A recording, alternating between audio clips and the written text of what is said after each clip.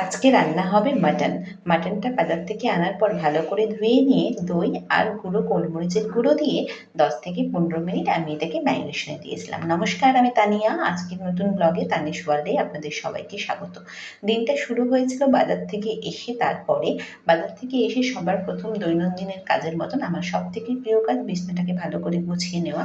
আজকে ছেলে আর স্কুল থেকে তাড়াতাড়ি ছুটি হয়ে গেছে, তো সেজন্য ও আজকে স্কুল থেকে তাড়াতাড়ি এসছে। আসার পরে আজকে ব্রেকফাস্ট করবে বলেছিল, কিন্তু ব্রেকফাস্ট না করে ভাবলাম যে খিদে পেয়ে গেছে, তো কি খাওয়া যায়।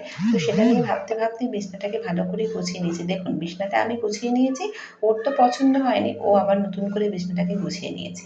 তো এবারে আমরা ব্রেকফাস্ট করবো বলে ঠিক করেছিলাম যেটা, সেটা একটু বেলা হয়ে গেছে খেতে।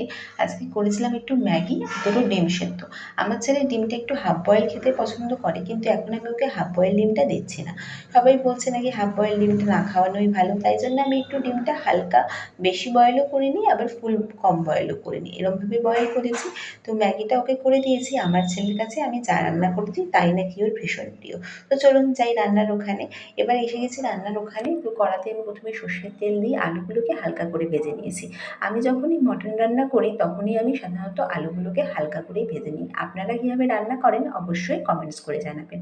এখানে আমি গোটা গরম মশলা আর তেজপাতা ফোড়ন দিয়ে যে মশলাটা তৈরি করেছি সেটা হচ্ছে পেঁয়াজ, আদা, রসুন, টমেটো দিয়ে কাশ্মীরি মির্চ, জিরে গুঁড়ো, নুন, হলুদ সব কিছু দিয়ে এটাকে ভালো করে পেস্ট করে নিয়েছিলাম। সেটাকে দিয়ে ভালো করে কষিয়ে মাটনটাকে দিয়ে আলুটাকে দিয়ে কষিয়ে নিচ্ছি।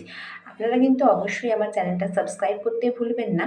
দেখুন, ভালো করে কষিয়ে নিয়েছি। মাটন যত ভালো করে কষানো হবে ততই কিন্তু টেস্ট হবে। আর আমার দাদুর বাড়িতে আমি শুনেছি যে মাটনের নাকি সবসময় পাতলা ঝোল খেতে ভালো লাগে। তাই জন্য আমি যখনই মাটন করি সেটা প্রেশার কুকারেই করি এবং পাতলা ঝোল করি। দেখুন, কথা বলতে বলতে দেরি হয়ে গেছে আজকের মাটন।